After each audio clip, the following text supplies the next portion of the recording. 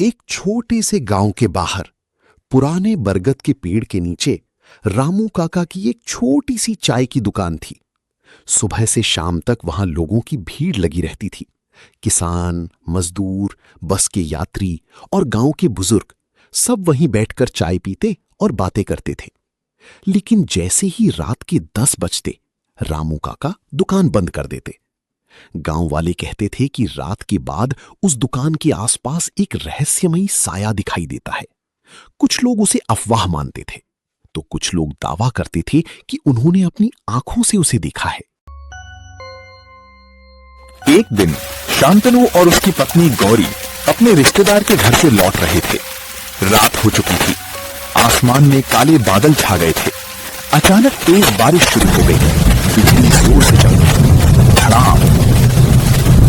गौरी, आगे जाना ठीक नहीं है। सामने रामू काका की चाय की दुकान है, वहीं रुकते हैं। हाँ, मुझे भी थोड़ा डर लग रहा है। दोनों दुकान के अंदर पहुंच गए। अरे बेटा, इतनी रात में? आओ बैठो, अभी गरम गरम चाय बनाता हूँ। धन्यवाद काका, बारिश रुक जाए फिर निकलेंगे। रामू काका चाय बना ही रहे थे कि दुकान के बाहर बंधा उनका कुत्ता अचानक जोर जोर से भौंकने लगा। भौं भौं भौं। फिर अचानक वो चुप हो गया। पूरी दुकान में सन्नाटा छा गया। अचानक कुत्ता शांत क्यों हो गया? रामू काका ने कोई जवाब नहीं दिया। उनके चेहरे पर डर साफ दिखाई दे रहा था। उसी समय दुकान के पीछे से किसी के धीरे धीरे चलने की आवाज आने लगी। ठक ठक ठक। शांतनु, कोई पीछे चल रहा है। मैं जाकर देखता हूँ। नहीं बेटा, पीछे मत जाना। लेकिन वहाँ है कौन? इतना कहते ही दुकान की सारी लाइटें टिमटिमाने लगीं। झप झप झप। एक ठंडी हवा का झोंका पूरे कमरे में फैल गया। चाय के कप अपने आप हिलने लगे। ये कैसे हो रहा है? दुकान के पीछे सफेद धुआं फैलने लगा। धीरे धीरे उस धुएं से एक लंबी काली आकृति बाहर निकली। उसकी आंखें लाल थीं। उसके पैर जमीन को छू भी नहीं रहे थे।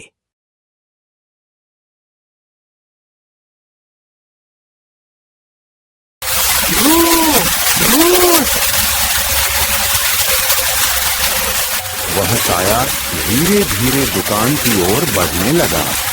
रामू काका कांपने लगे।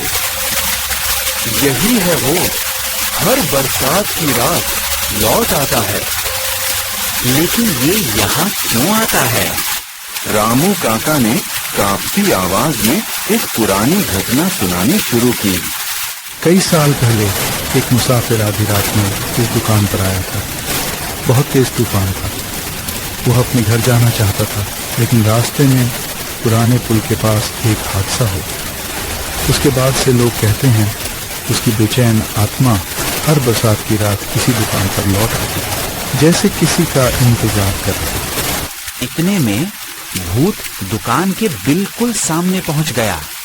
दुकान का दरवाजा अपने आप बंद हो गया। धड़ाम। तीनों अंदर फंस चुके थे। अब हम क्या करेंगे? डरना मत, हिम्मत मत हारना। भूत ने अचानक जोर की डरावनी आवाज निकाली। चारों तरफ हवा घूमने लगी। टेबल और कुर्सियां हिलने लगी। दीवार पर टंगी घड़ी नीचे गिर गई। भगवान हमारी रक्षा करना। शांतनु और गौरी ने आंखें बंद कर ईश्वर का स्मरण करना शुरू किया। रामू काका भी उनके साथ प्रार्थना करने लगे। जैसे जैसे उनकी हिम्मत बढ़ती गई, वैसे वैसे वो साया पीछे हटने लगा। भूत ने आखिरी बार जोर से चीख मारी। फिर उसका शरीर धुएं में बदलने लगा। कुछ ही क्षणों में वो पूरी तरह गायब हो गया। उसी समय बारिश रुक गई। हवा शांत हो गई। दुकान की लाइटें फिर से जल उठीं। रामू काका राहत की सांस लेते हुए। आज पहली बार कोई उससे डरे बिना उसके सामने खड़ा रहा। चलो शांतनु, अब यहाँ एक पल भी नहीं रुकना। हाँ, लेकिन इस रात को मैं कभी नहीं भूलूंगा। उस रात के बाद कई महीनों तक किसी ने उस रहस्यमयी साए को नहीं देखा, लेकिन आज भी गांव के लोग कहते हैं, अगर किसी बरसाती रात आधी रात के बाद रामू काका की पुरानी चाय की दुकान के पास जाओ तो अंदर से चाय के कपों की आवाज सुनाई देती है, और कभी-कभी ऐसा लगता है जैसे कोई धीमी आवाज में कह रहा हो, एक कप चाय मिलेगी। इसके बाद वहां फिर से गहरा सन्नाटा छा जाता है।